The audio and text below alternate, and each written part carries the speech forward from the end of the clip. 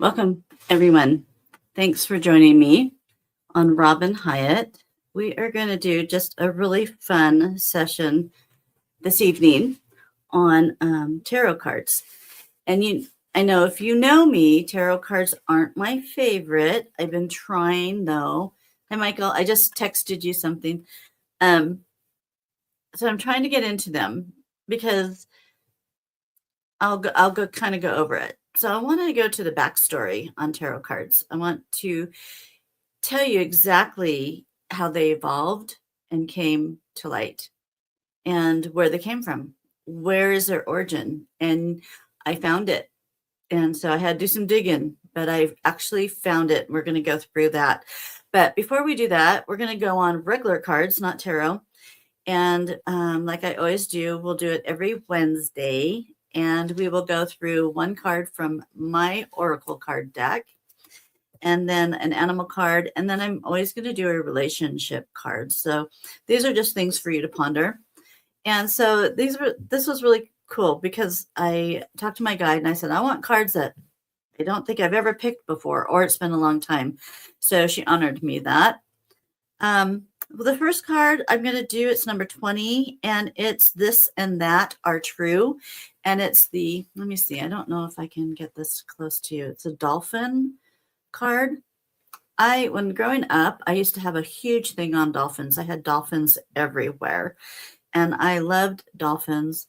Went to the Oregon coast, and we did whale watching, and we were able to capture some whales and dolphins. And what the boat does is it chases them, and I guess the whales and the dolphins really like it and then they jump out of the water. And so I'm like off to the side of the boat with my camera. I was really bent over trying to get a really good shot. And the boat's going boom, boom, boom. And I'm going zoom, zoom, zoom, trying to get a shot. Come to find out that then I stood up and I go, I'm not feeling very good. All that motion was a little bit too much for me. And then I looked around and I thought, and I went to the guys in the deck that were driving the boat, and they said, we're gonna have to slow it down because I go, where is everybody? There's a bunch of people standing around. Well, we were chasing the whales a little bit too long, and it was really motion, and so everybody's puking out the back of the boat. And they go, how are you feeling? I go, well, I'm not feeling very good, but I don't think I want to walk back there because if I see people doing that, I will probably too. And they go, did you get some good shots? I go, I think I did. Yeah, I think I did. So that was kind of fun. So This and That, it's kind of a catch-22.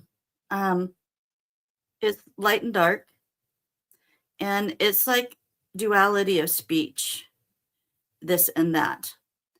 And I'm kind of likening it to things that we are seeing around us and that we are seeing in the world today. We're seeing a little bit of this and a little bit of that. And we're seeing things that are true and that are not true. We're seeing light and we're seeing darkness. And as I told you last year, that this year is going to be different. And we're going to see things that are different that we've never seen before. And I said it's going to be, and it's probably what this is. It's a little bit of this, and we're going to see a little bit of that. So we're going to see a little bit of good, and we're going to see a little bit of bad. But this whole year is going to, when you see things, you can't unsee them. And so that's what this year is going to be about, is that. And everybody's like so excited that the president's going to give exposure to, the UFOs and everything. And they're so excited. And my thought process is, so he's doing that big thing. Yeah, it's cool. But what's over here that he wants us to look over here? But what's over here that he doesn't want us to look at? So that is the world we live in today. And it's not mistrust. And yeah, he'll give us a little tidbit, but we got to look over here to see what's going on, why he's distracting us. And all of them have been that way. So, and all politicians have been that way. So I just want you to pay attention to that. Yes, you can be excited, but kind of look over to the side and go, what else is going on in the world today? Are we bombing somebody? Are we getting involved in Iran? What are we doing? So just be aware of that. And then the next one, of course, is my favorite. It's now is a lucky time. And it's the rabbit came out. So hopefully that's for me. I really feel that my life is now changing and things are smoothing out. And I think once you can get your life smoothed out, things, it doesn't always stay smooth, but it helps to get things a little bit the way you want them. So then the relationship card is if you're single or even married. And the ones that came out of the deck, I thought this was really quite an interesting card. It says beauty fades. Choose someone for their inner beauty and personality. And they put a 100-year-old lady with a 12-year-old on here. So I go, that's no comparison. That's not really fair. But it's called eye candy. And my mom always said that. She always says beauty fades. And she says, so don't marry someone looks, if, even guys.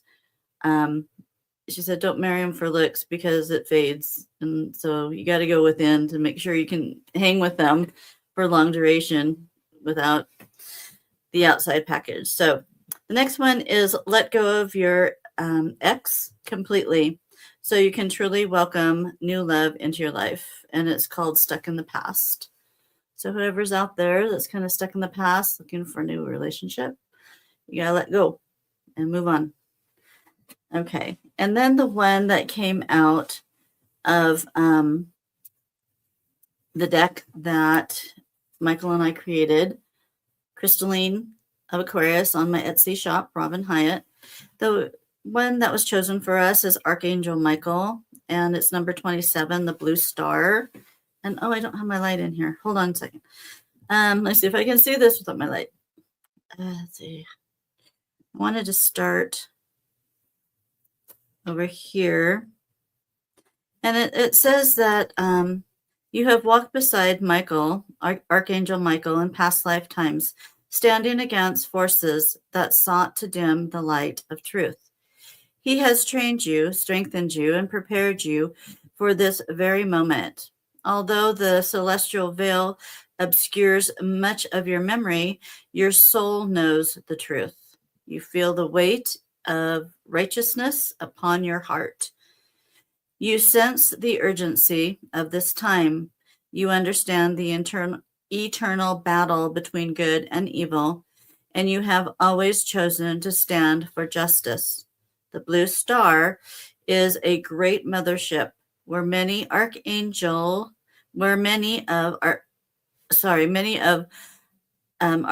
Michael's warriors reside in body as their spirit descends to the earth. Time and time again, their celestial beings incarnate in human form to fulfill their sacred duties. If these words resonate with you, trust them. You are one of the warriors. You have been specially trained to be here now, in this lifetime, at this critical moment, to bring forth your energy, wisdom, and power.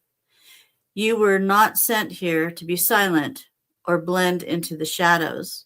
You are here to shine, to awaken others, and to lead. The world needs your light. The forces of darkness seek to weaken and distract, but they cannot stand against one who walks in divine truth. Rise above fear and step into your strength. Speak with clarity, act with purpose, and let your presence be a force of justice and protection, just as it has been for eons.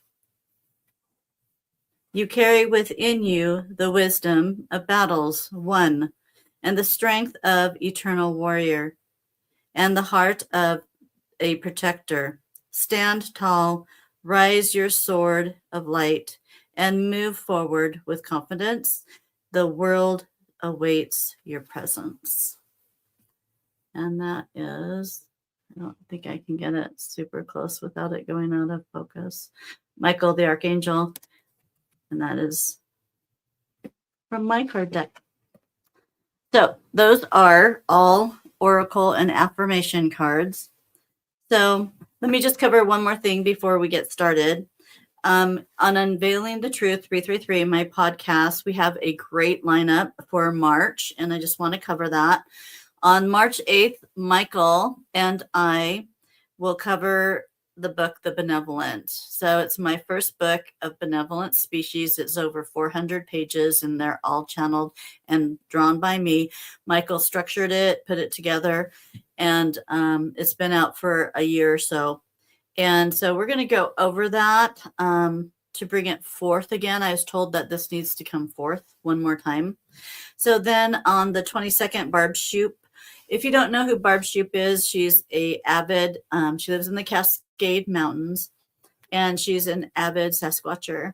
And she's the one that actually took the video of the cloaked Sasquatch. If you've not seen that, Google Barb Shoop, SHUPE, cloaked Sasquatch video. And it is actually amazing. It's just like Predator. It's just like the movie. It's amazing how Hollywood finds out how these things, and then the truth comes out later. Then on the 29th, I'm super excited also to have Preston Dennett. Preston Dennett's written over 30 UFO books, and I'm so excited to have him on because he's written so much, and he has a huge data bank of MUFON UFO information. I said, let's hone in on one thing. And I go, let's hone in on the book that I have. And it's like 500 pages, so I won't read all of it. But him and I will have a great discussion on the UFOs and their healing nature. So he has done a 500-page book of actual accounts of people being healed by the personages in the UFOs. And I do believe in that. I know Michael believes in that, and we're going to cover that. And I have a lot of questions also for him on that. Also, I was watching his show. He has a YouTube channel, Preston does, and he was talking about, I think this is just an interesting conversation, that alfalfa, he has written, I don't know if he's written a book or he did a show on 20 accounts that alfalfa seems to be very much of an interest to UFOs, that there's a lot of sightings in alfalfa fields and above alfalfa fields. So actually, I used to eat alfalfa sprouts on everything because it was such a good commodity, and I stopped doing it. So I think I might do that again. So that is interesting. So maybe start eating alfalfa again, because obviously if the ETs are interested in it, I think we should be too. In April, we have it's not organized yet, but I have a lineup of 3 speakers, and I'm going to have Victoria Grace come on, and she's going to talk about living water. And I have channeled before, and obviously it's scripture that the water used to be living. And so there's a company or a man in Japan that worked on adding additives, natural additives, back into the water to make it alive. And so when we drink it, it's the purest form of water with healthy attributes to it. And she used to come into where I worked and bring a half gallon of water for each one of us. And first time I drank it, it was just, you could tell it was different. It was a heavy volume to the water.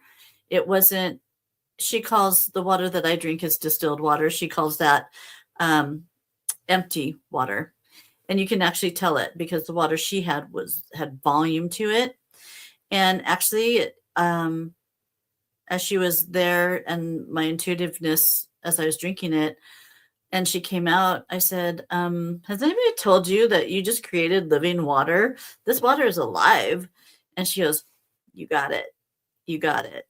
That's exactly what this is. And so it's something that is a system that you can hook up to your own home. And so I'm going to have her go through that because she actually will talk to you about all the elements in our water, et cetera, et cetera. I thought it's very interesting. And then we're going to have some other people from Boise, from the Idaho Penitentiary. They have a podcast. And we're going to do some fun ghost hunting and some talking about the penitentiary that I had gone to, and I did a show on it, and I won't, we'll go through that later.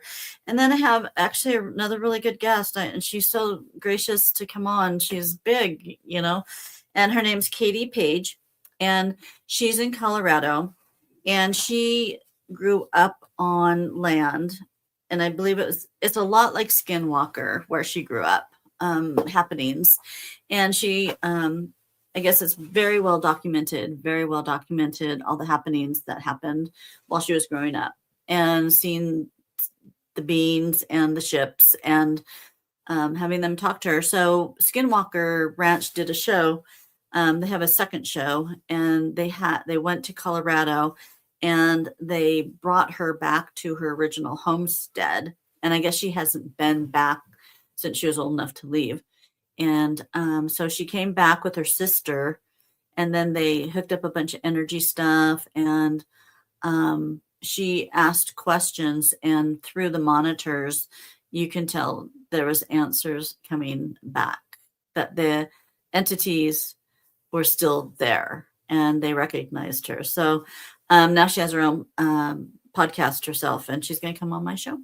So that's pretty cool. And so we have March and April full, and this Unveiling the Truth 333. We had, if you haven't gone over there, we had Samuel Chong gave a great presentation, and so you might want to catch that. And he talks about a book that he's very fervent in, and it has really good information. So enough of that. Let me go in here. Okay. So we're going to talk about tarot cards, of course. And then I have a deck. Now, I've bought 2 decks prior to this, and I've thrown them away. I didn't like them.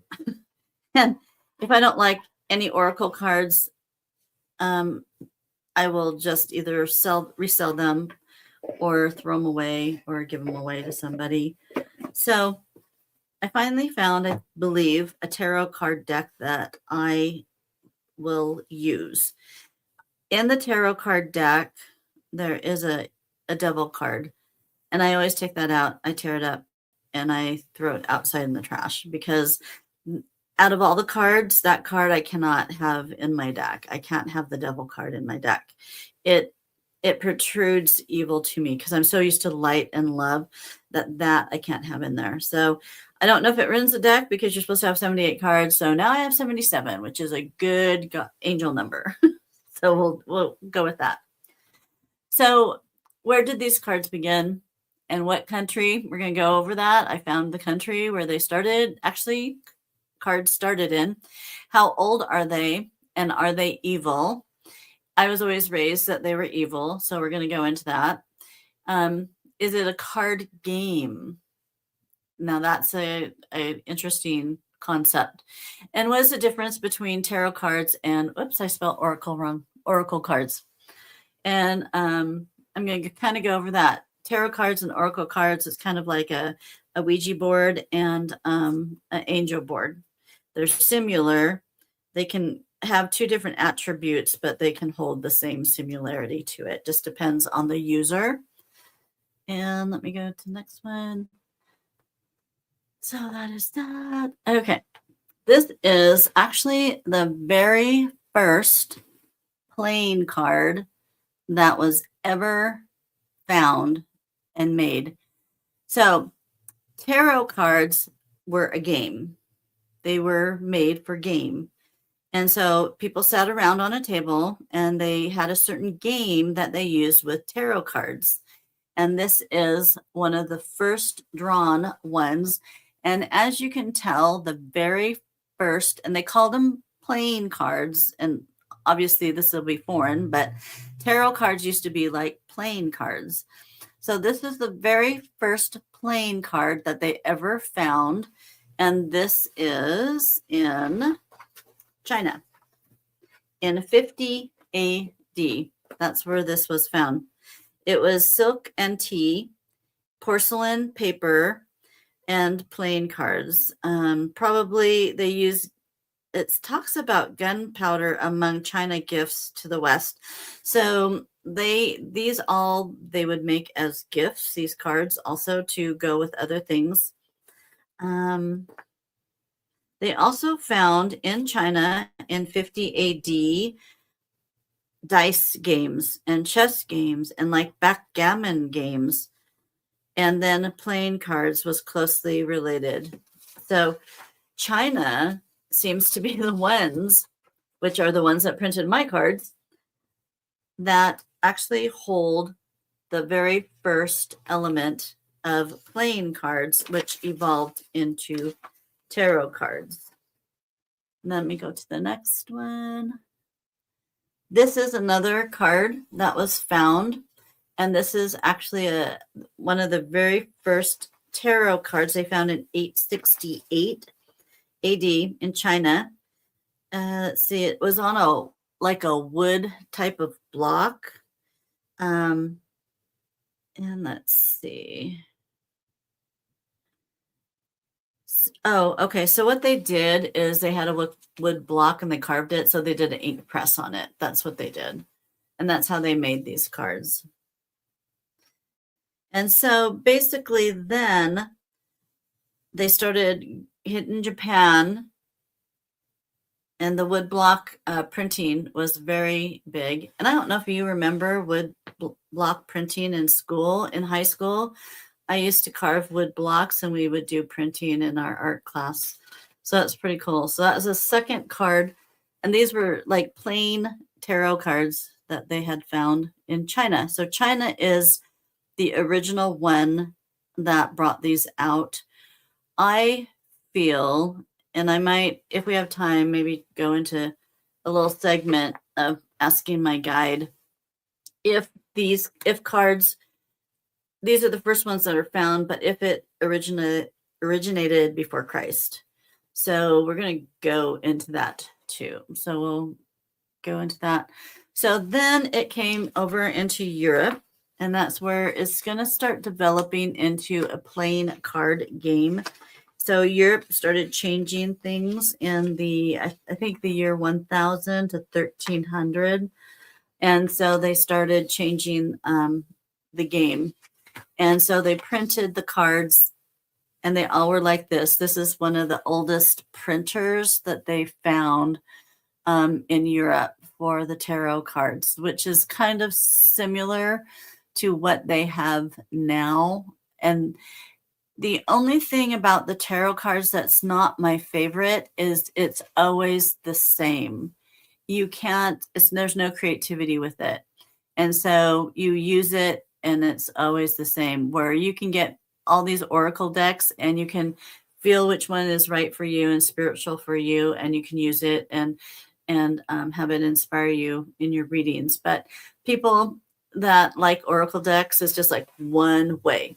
And I'm too out there. I like to expand. And so maybe that's why I felt oracle cards were a little bit too limiting, and they're kind of difficult. So it really takes precedence for someone to really learn and master these cards. And I think they should be called tarot masters.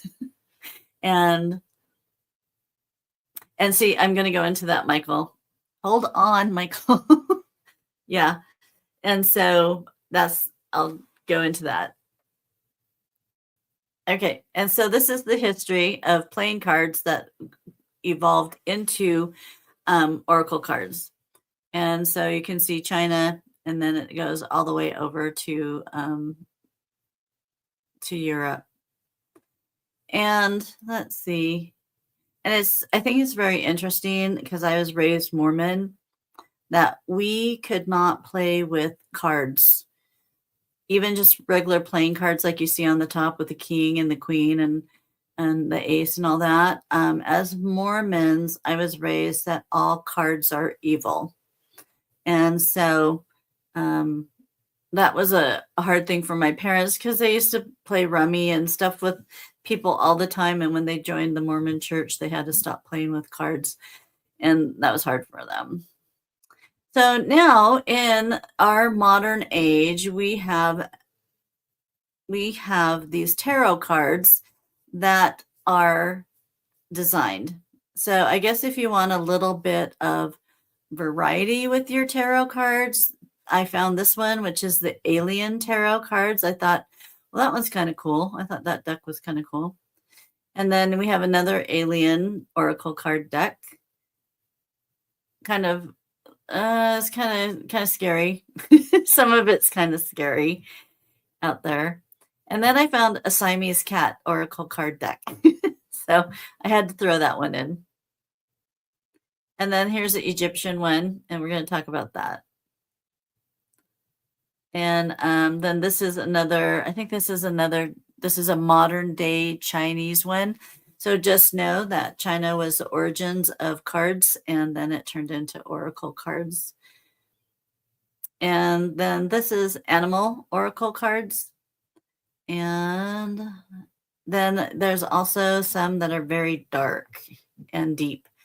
And these I just would not even touch. I wouldn't even go there because they're gothic and they just project negativity, and I just don't like them. Let's see. I think that is it. Okay.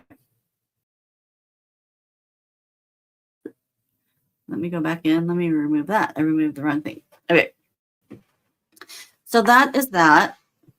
So this is the deck that I have, and I like gold, so it has gold. And also I have a cheat. This is a cheat one because it has the writing on it and what it means. What I don't like, so it has a nice message on one side and it has a negative message on the other. So these cards will come with negativity to them because if it's upside down, it is, and some of the negativity is really naughty. It's really not nice. So that's the only thing I guess I don't care about cards, is that I don't want to give people that really harsh message. So let me, and actually I did pick one out and it turned into the, it was a bad message, and I'm going, I'm not going to say that. So there is several people out there that know how to talk about these cards, and there we go, and give an appropriate message to it. So, oh good, this one's upright. So this one is the Queen of Pentacles, and mature, grounded female, generous, high social status, businesswoman, prosperity, success, homemaker, kind, and nurturing. That is good. And it also, I guess these cards have work with your astrology. And so Capricorn is tied to this card, and the Earth is tied to this card. And so that is good. I'll take Queen of Pentacles. That one was a good one. Let's see. There we go. Queen of Pentacles. We'll go with that one. Okay. And just like Michael said, I really feel, because of the channeling I've done, is that Egypt is also a strong player. Of course, they're players in cards and mystical magic, etc., etc. Cards were heavily used in the Egyptian time. And I actually, they could have totally originated in Egypt and transferred out.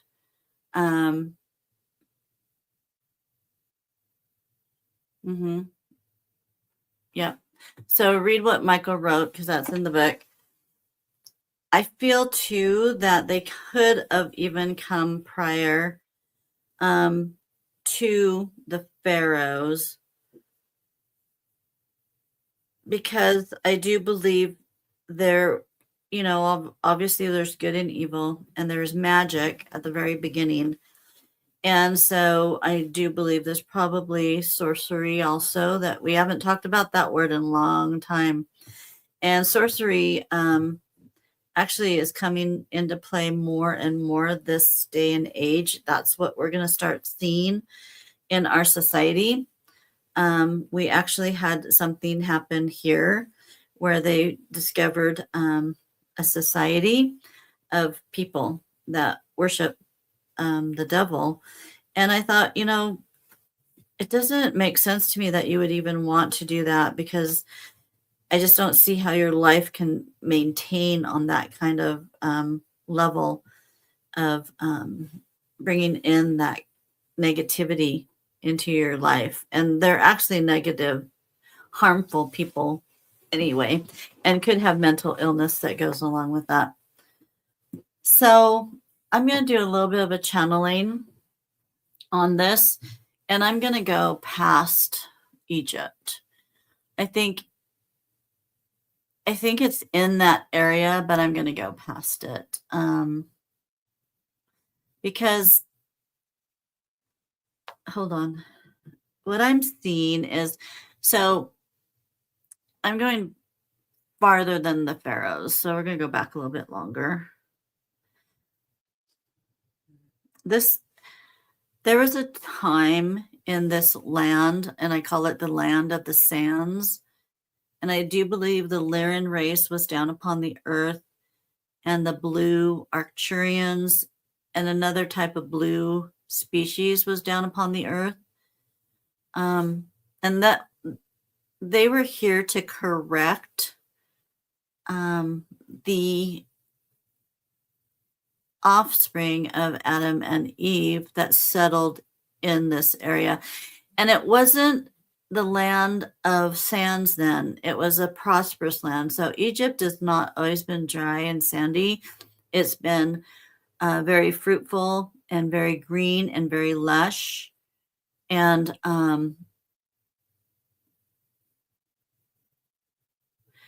there was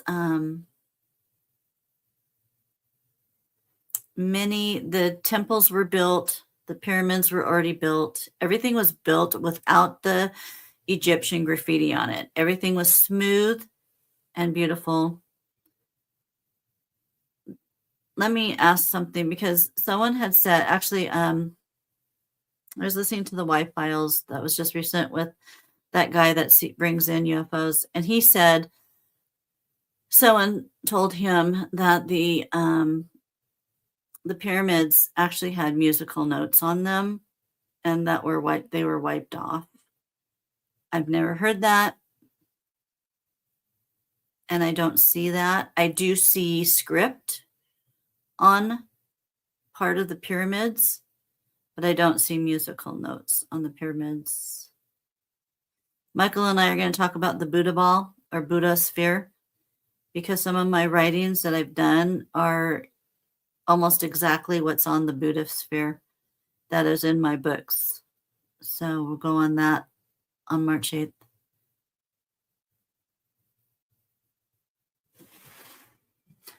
Yes, these segments of cards, that which you would call them, appeared in our time, which is before.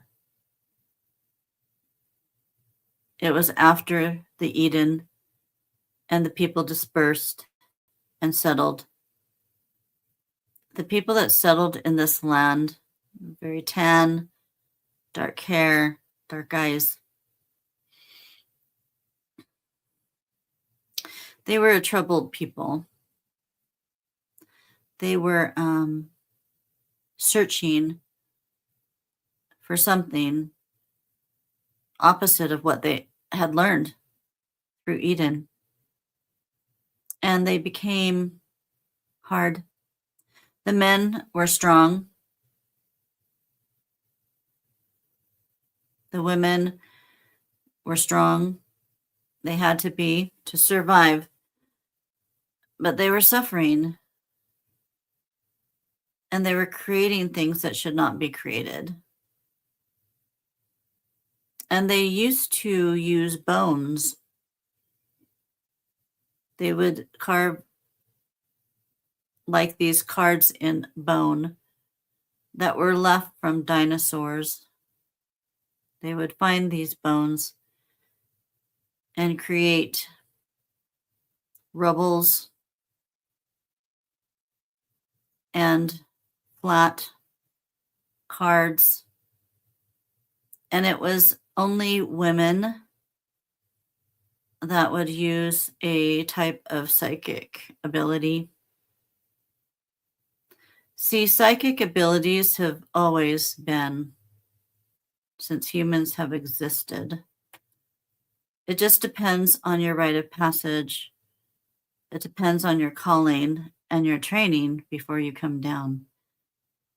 And then if you do not use it correctly, then it can lead everybody into a new dimension of information, which could be right or wrong. You just don't know. That's when the Lyran Arcturians, we all came down because the people were suffering and they were lost and they were doing things that they did. They were make-believe, but they were also creating harm and they were conjuring things that shouldn't be conjured that reside upon this planet. So we came to teach them different. They listened. The majority of them listened, but some went away. They did not want to listen to us. They did not want to be around us. They wanted to continue the way they were living. So think of those as like gypsies. We're not trying to say that that is modern day, but they were of free spirit, did not want to be told what to do, how to be, how to love, how to worship. We weren't here to tell them anything.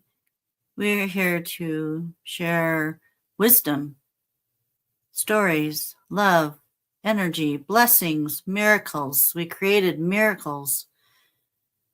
We healed them. We showed them how to cultivate the land to make it worth more for their lives. And those that listened were blessed by it. The others left. They went deeper into the area of which you would call Egypt now, away from the pyramids. Those that stayed around the pyramids and the temples understood the promises that they hold and the rite of passage of being a new human species upon this planet. You see, the people from Eden are a little bit different than you are now. They were larger in stature. The men were very masculine and strong because they had to be. They lived in wilderness. That's why we made structures and temples so they may reside in them, and it's something that would last forever. The women were also strong and muscular. They weren't dainty. They weren't small. They were equal to the men. They were very manly, to be the least insane. And then we left. When our time was done, we were told when to leave. Then those that left this part of Egypt came back when we were gone, and then they mingled with those that we had taught. And then that's where your Egyptians started evolving, as they did lose their way again and were listening to more of the sorcery and the make-believe. But also, What confused the people is that these people became so strong by outside influences that were unseen upon this planet that they had the same attributes that we did to them, that they also were creating miracles, but by the dark force. And that's where your tarot, the rubles, come into play. And they worked with magic. It was not successful, as you know. Egypt was not very successful. But it did survive, because I want you to know that Egypt is also a chosen land, and it's a chosen people. And that will come out in time in books that will be discovered in your lifetime. That this land, which is now of sand, was fertile, and these people are chosen. Every dominion of people are chosen. They have their own system, their own culture, and that is their rite of passage upon this planet. And we will return one day. You will see us one day, because that is our rite of passage. When the time is right, we will walk forward. Those that want to hide, just like those in Egypt that ran away from us, will do it again. But those that understand us and want to listen to us and feel of our spirit and energy, they will stay and they will be taught. And that's where the success will happen. As you can see, this has been happening since the beginning of time, again and again and again. So my voice to you is, who are you in this era? If we were to come back, would you run and hide? Or would you listen to us and let us teach you?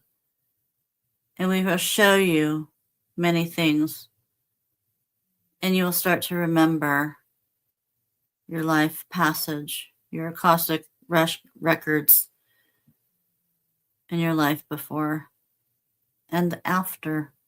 Many of you have come back in time.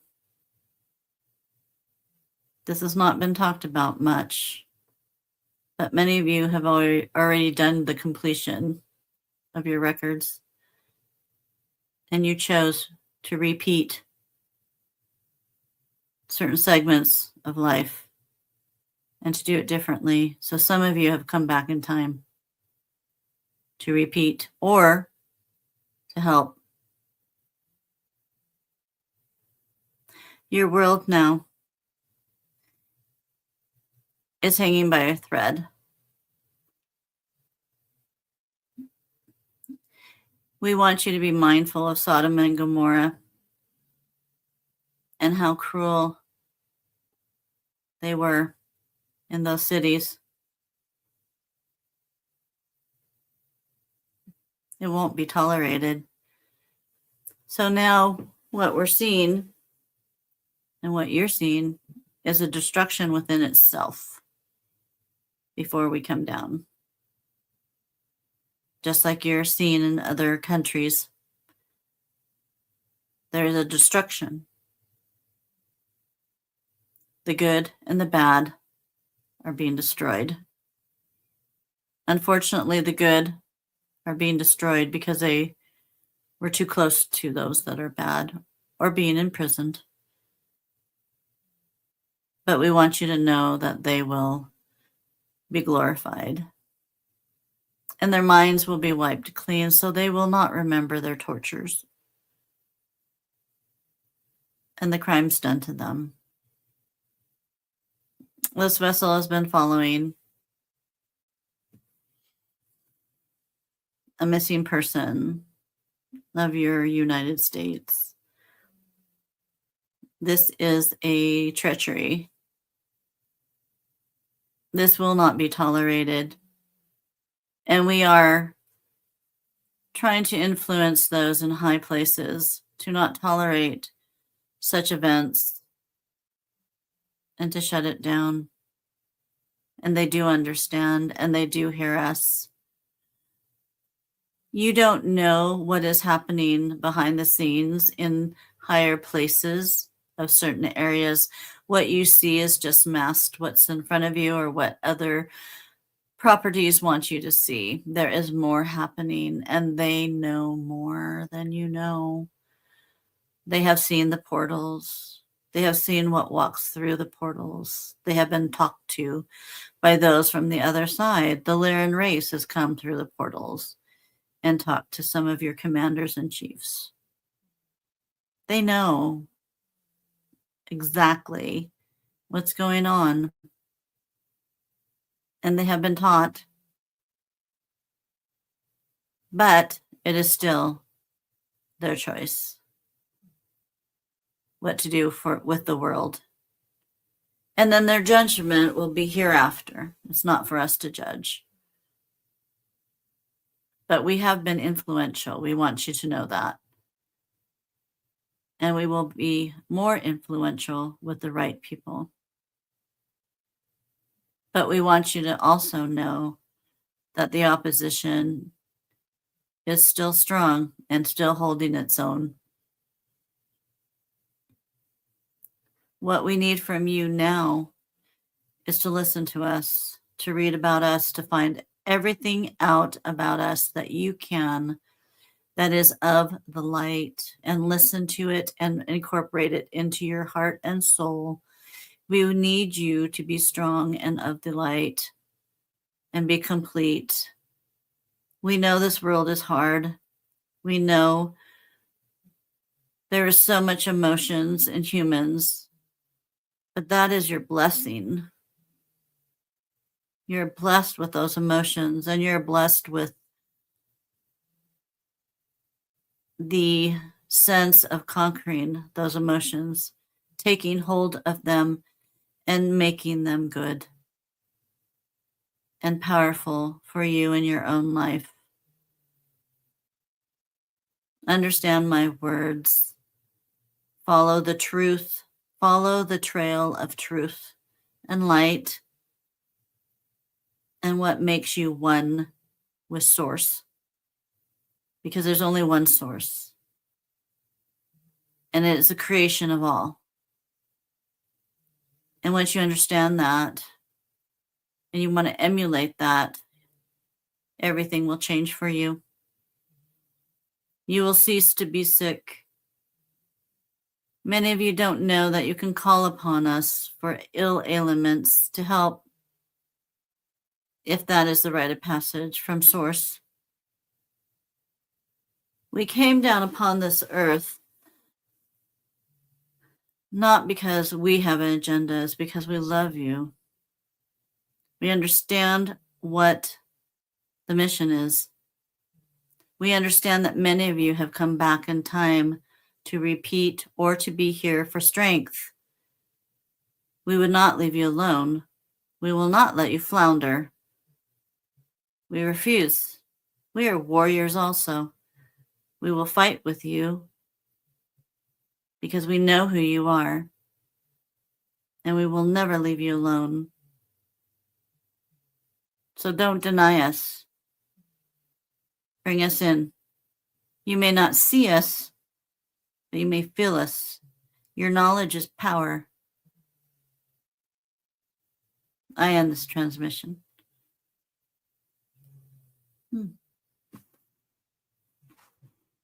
Okay. All right. If you guys have any questions, let me know. Interesting. We have to listen to that again. Thanks, guys. Hopefully we'll see you March 8th. Pop on over to Unveiling the Truth 333. And Michael and I are going to do a wonderful presentation on the benevolent. I think maybe that's why they want me to bring this book back out and put it in front of you, is because there is so much amazing information in this book that it can't be forgotten. It just can't be. And we're going to need it now. We're going to need it now. Okay, peace out. Love you guys. Have a good day. A night. And I will see you next Wednesday for another channeling. And sometimes I'll just pop on here and do a channeling, but I really felt like I wanted to do tarot and to cover that. So see you guys later. Bye.